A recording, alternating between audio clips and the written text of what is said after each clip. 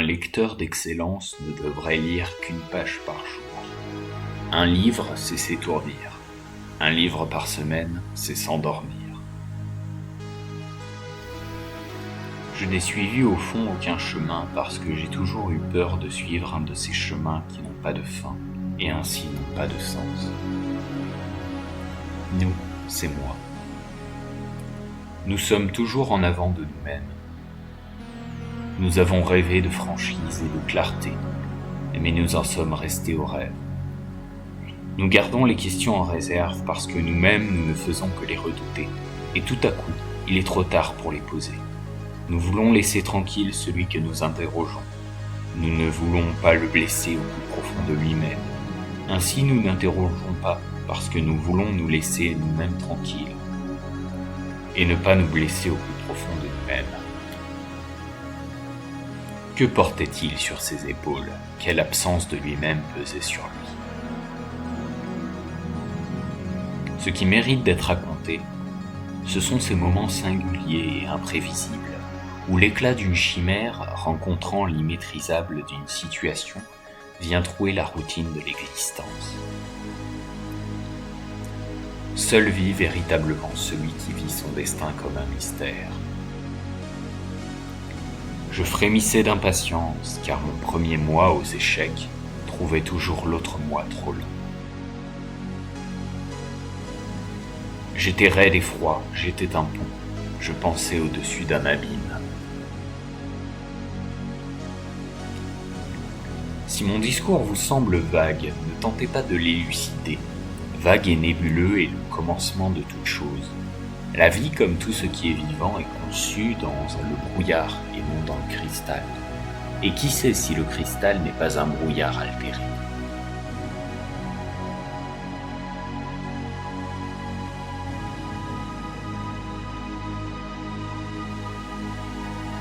Vous resterez livré à vos alternatives, là de chercher le jour, vous goûterez la nuit. Restez mystérieux, plutôt que d'être pur, acceptez-vous nombreux. On a beau dire et faire, agir et puis penser, on est le prisonnier de ce monde insensé.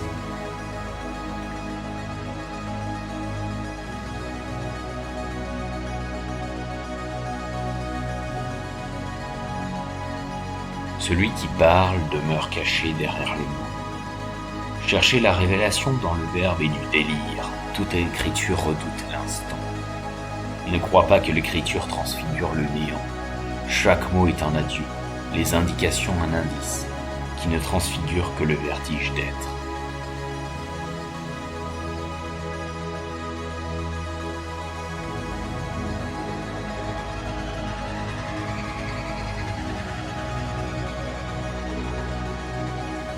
À force de s'analyser, finissait toujours par sombrer dans une fatigue pesante et dans une indolence sans espoir, ne cherchant plus à lutter contre le sort et ses puissances mystérieuses. Hormis des lambeaux de discours interrompus par d'autres, des amorces de raisonnement, des récits d'actions avortées, des embryons d'évocation. Peut-être les morts creusent-ils des galeries sous la terre, de grands labyrinthes par lesquels ils communiquent.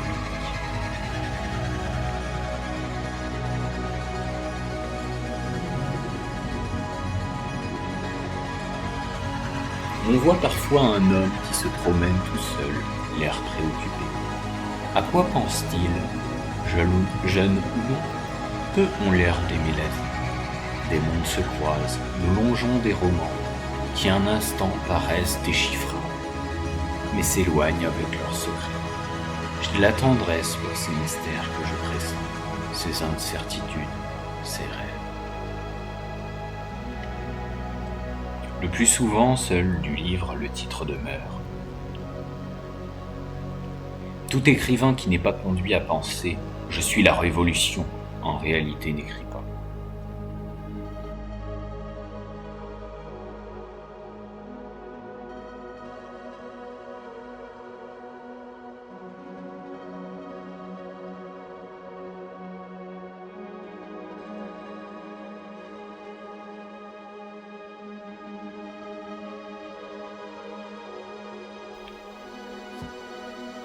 Il était timide, inquiet, doux et bon. Mais les livres qu'il a écrits sont cruels et douloureux. Il voyait le monde plein de démons invisibles qui déchirent et anéantissent l'homme, sans défense. Je vous rends malheureux pour que vous ne souhaitiez plus. Chez moi, écrire voulait dire ouvrir la faille. Écrire était trahir. C'était écrire ce qui rate, l'histoire des cicatrices, le sort du monde quand le monde est détruit.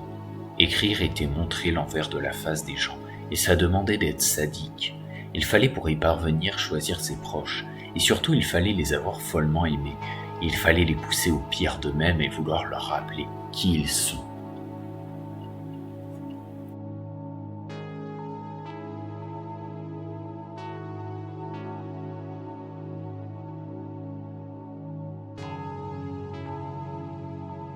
Il ne s'agit pas tellement d'illumination et de message. Au fond, on n'a presque rien à dire. Dès qu'on se met à vouloir dire quelque chose, c'est qu'on se laisse emporter par le courant. Alors on devient feignasse, on fait la bonne glisse sur les mots, ça n'a plus aucune importance. Les mots qui te ressemblent t'épouvantent, me confiait-il. Si tu devais les écrire, tes yeux auraient peur de ta main. L'écrivain est inventeur et maître, le lecteur est disciple et manœuvre. Une bonne ligne en un jour instruit plus que le livre entier. Je n'ai jamais écrit rien d'autre que des fictions, et j'en suis parfaitement conscient. Mais je crois qu'il est possible de faire fonctionner des fictions à l'intérieur de la vérité.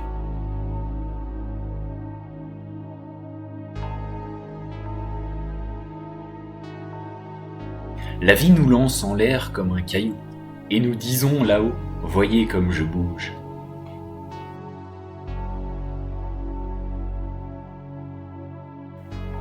Vivre, ce n'est pas sérieux. Ce n'est pas grave, c'est juste une aventure, presque un jeu. Il faut fuir la gravité des imbéciles.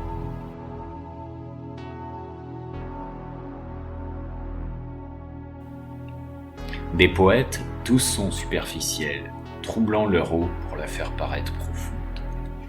Toute poésie procède d'une rapide vision des choses.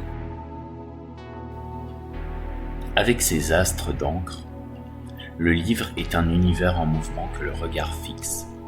Gens du livre, nous n'aurons jamais de demeure, nous mourrons dans les mots.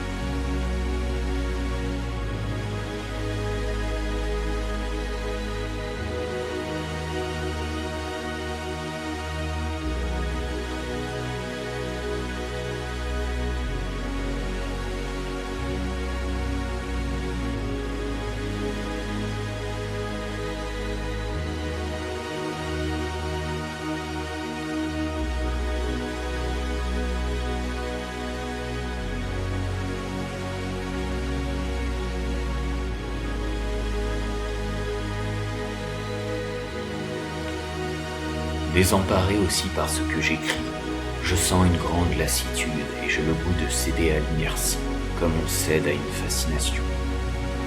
Pourquoi continuer à écrire? Et quoi encore? Pourquoi tracer des courbes sur le papier quand je meurs de sortir?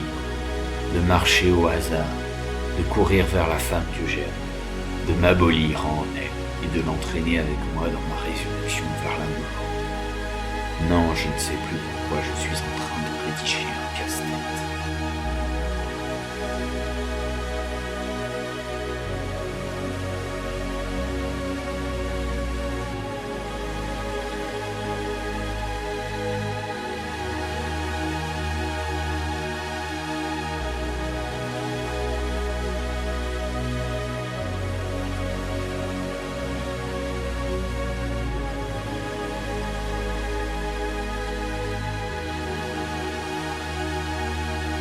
La marque d'une intelligence de premier plan est qu'elle est capable de se fixer sur deux idées contradictoires sans pour autant perdre la possibilité de fonctionner.